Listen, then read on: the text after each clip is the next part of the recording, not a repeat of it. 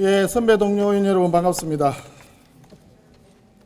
오늘이 2025년도 아마 마지막 의총이 될 것 같습니다.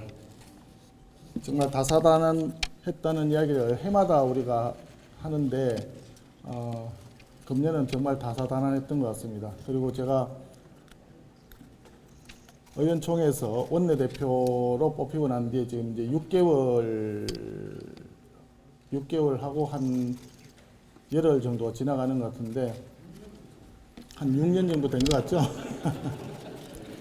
지금 제 심정이 딱 그런 것 같습니다. 너무 많은 일들이 생기고 또 우리가 혼용무도라고 이재명 정권을 정의를 했는데 문제가 생기면 더 큰 문제로 덮어버리는 식으로 계속 사건 사고를 일으켜 왔는 것 같습니다.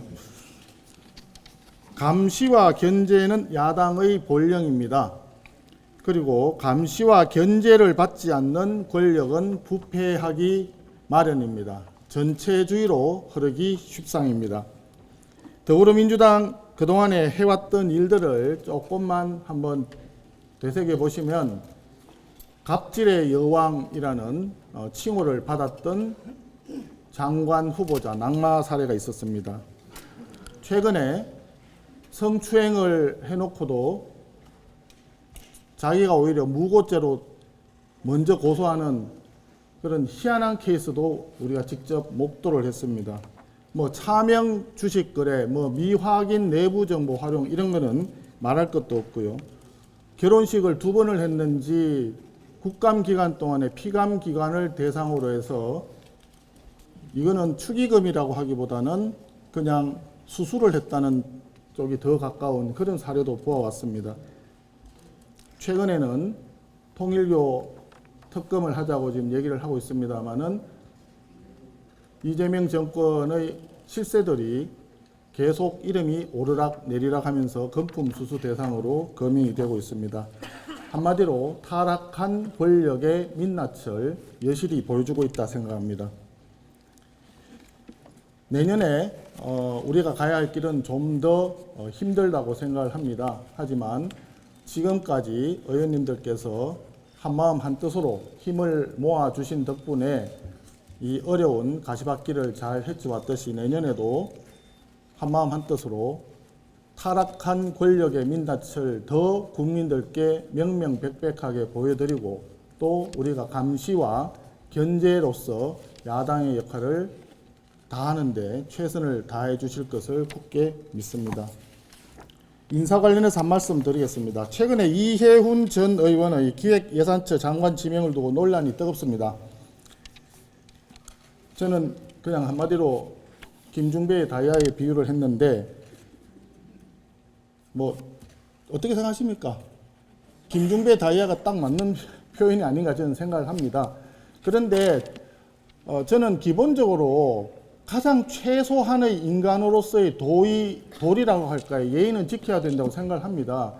당원 연수를 월요일 날 하는 걸로 이미 통보를 해가지고 수백 명의 지역 당원들이 모이기로 되어 있습니다. 그런데 당원 연수는 안 가고 지명받아가지고 후보자 사무실로 출근을 해버렸습니다. 도대체 이걸 어떻게 설명을 할 수 있을지 잘 모르겠습니다. 근데 우리가 한 가지 간과해서는 안 될 부분이 있어서 제가 말씀을 드립니다. 중요한 것은 이해훈 후보자가 아니라 대통령 정책특보로 임명된 이한주입니다. 우리 의원님들께서 이 부분을 좀 명확하게 인식을 해 주시기를 바랍니다. 이한주 특보는 90년대부터 이재명 대통령과 함께 활동했던 핵심 척근 중에 척근입니다. 기본소득 이런 것들을 처음 디자인했던 핵심 참모로 알려져 있습니다. 거기에다가 민주연구원장을 하면서 지난번에 인수위가 없는 국정기획위원회의 위원장을 하면서 막후 실세라고 이미 다 알려졌던 분입니다. 그런데 어느 날 갑자기 우리가 계속 문제가 있다라고 주장을 했던 10월 15일의 부동산 대책 발표 이후에 갑자기 사퇴를 했습니다. 다들 왜 사퇴했는지를 궁금해했는데 그때 나온 이야기가 탈세를 위해서 가족끼리 부동산 컨설팅 회사를 설립했다는 거, 그게 기사화가 됐습니다. 거기에다가 어린이날에 자녀들에게 상가 부동산을 선물해 줬다라고 하는 기사까지 났습니다. 이렇게 부동산 정책, 이재명 정권의 실패한 대표적인 정책인 부동산 정책에 가장 먼저 그 정책에 반기를 들고 또는 거기에 반하게 행동했던 것이 바로 이 이한주입니다. 그래서 슬그머니 사라졌다가 이번에 다시 은근슬쩍 끼워넣기로 지금 재등판을 한 겁니다. 이것을 가리기 위해서 이해훈이라고 하는 사람을 내세워서 국민들에게 눈속임을 시도하고 있다. 저는 그렇게 보입니다. 그렇기 때문에 여러분들이 좀 의원님들께서 잘 기억을 하시고 이 부분에 대한 문제 제기도 좀 해주시기 바랍니다. 제가 이 말씀을 드리는 것은 부동산 투기를 근절해야 된다라고 말로는 계속 외치는데 앞에서는 그렇게 해놓고 뒤에서는 부동산 투기, 불로소득, 대물림을 하고 있는 사람을 중용을 하고 있기 때문에 그런 것입니다. 이 부분을 좀 짚어주시기를 다시 한번 부탁드립니다. 이재명 정권의 첫해 민생경제는 한마디로 표현하자면 이재명 대통령이 직접 얘기했던 대책 없다라는 말로 표현할 수 있을 것 같습니다. 서울 집값이 19년 만에 최대폭으로 상승을 했습니다. 10월 15일 부동산 대책 이후 가시화된 전월세 시장 불안, 최근에 월세값이 사상 최고치를 찍고 있습니다. 거기에다가 환율, 물가, 기름값, 청년 일자리 등등 모든 민생 경제가 악화 일로입니다. 그래서 내년에는 경제정책 기조의 대전환이 꼭 필요하다라고 하는 점을 이재명 대통령에게 강력하게 촉구하고자 합니다.